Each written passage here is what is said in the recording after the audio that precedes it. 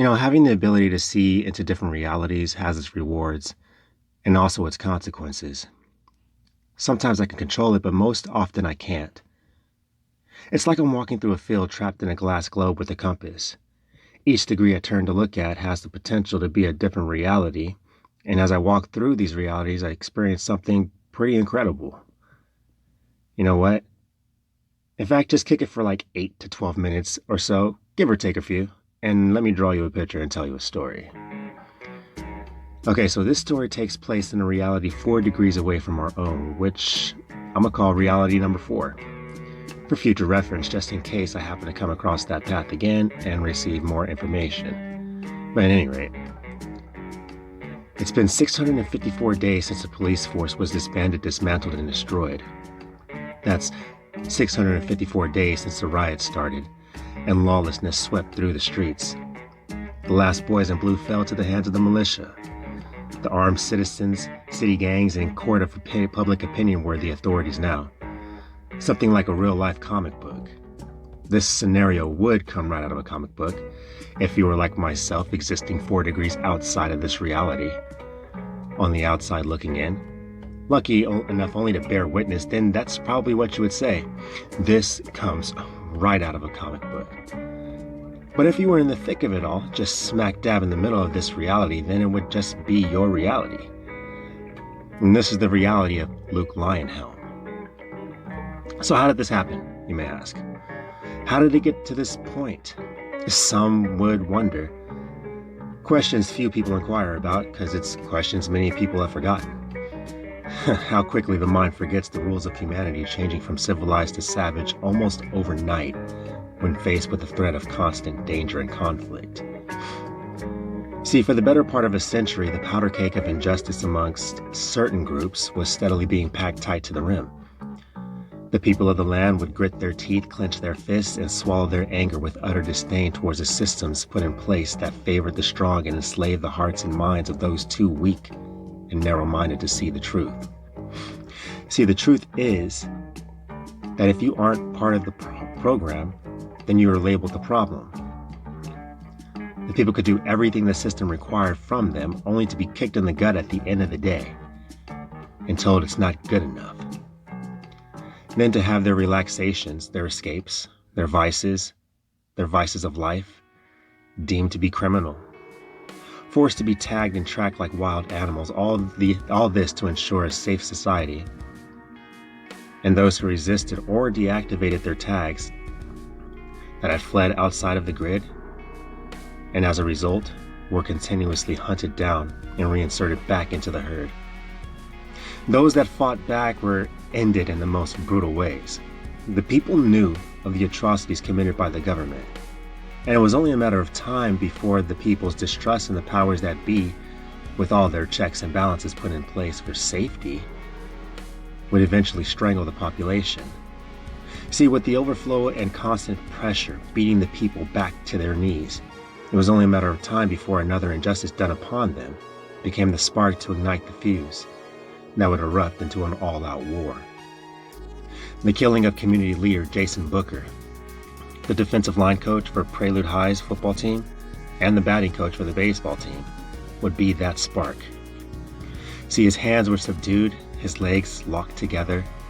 His body was on the ground, flattened out in a prone position, as the law officials Derek Candy, Patrick Shoemaker, held his body, and Francis Tony casually removed the heartbeat governor from his deployed taser and proceeded to electrocute Coach Booker in front of the crowd that could only watch in horrific disbelief. Over what, you may ask? Well, it was over a handicapped parking spot. Coach Booker had developed acute bronchitis from smoke inhalation while rushing headstrong into a building that was burning to save a trapped teenage girl. He saved the girl, but as a result inhaled too much smoke and scarred his lungs, and now has a considerably hard time walking long distances. Now, based on looks, a bystander assumed he was breaking the law by parking in this section and called the authorities. See, the coach did resist, only after they bound his hands and refused to acknowledge his needs. Their response was, "You look healthy to me." Coach, being upset and understandably so, resisted and was thrown to the ground by those two officers.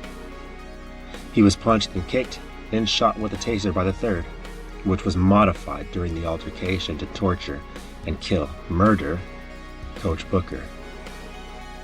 The cold and callous act was caught on video, broadcasted live as the light left Coach Booker's eyes and the breath left his body. That was the spark that dropped into the powder keg that started the explosions of protests heard around the world. Now, the first 3 days started off peacefully, as the crowds gathered and marched in their fight for justice, chanting and waving homemade signs from large cardboard and construction paper, flags and banners of all types. They marched, and they shouted their message for those first 3 days, until, that is, force was used. When the protests reached the nation's capital, something happened. What was supposed to be a peaceful assembly turned extremely violent. It appears as if outside forces were infiltrating the marches and corrupting the messages. They perverted the ideas and led the people down a path that ended with more blood and more death. Buildings burned, institutions fell, and the wealthy of the city were now the targets. The outcry to quash the protests brought the military.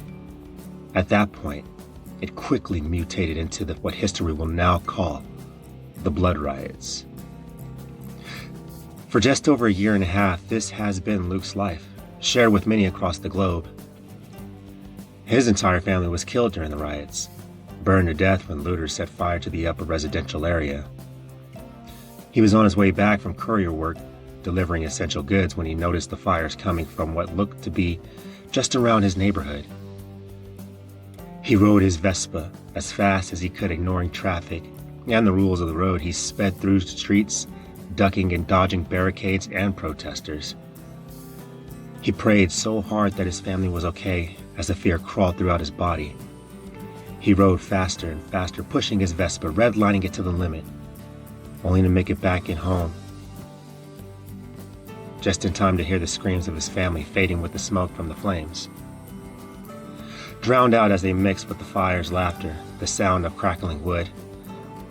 It was at that moment Luke's perception of right and wrong skewed, and thought, in this situation, the ends will justify whatever means.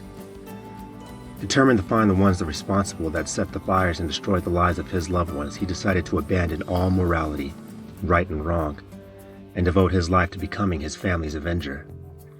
It's been 654 days since the Blood Riot started, that set Luke down his path, making acquaintances and acquiring lifelong friends whose paths would merge and form the Riding Warriors. That also had scores to settle with the members of that group.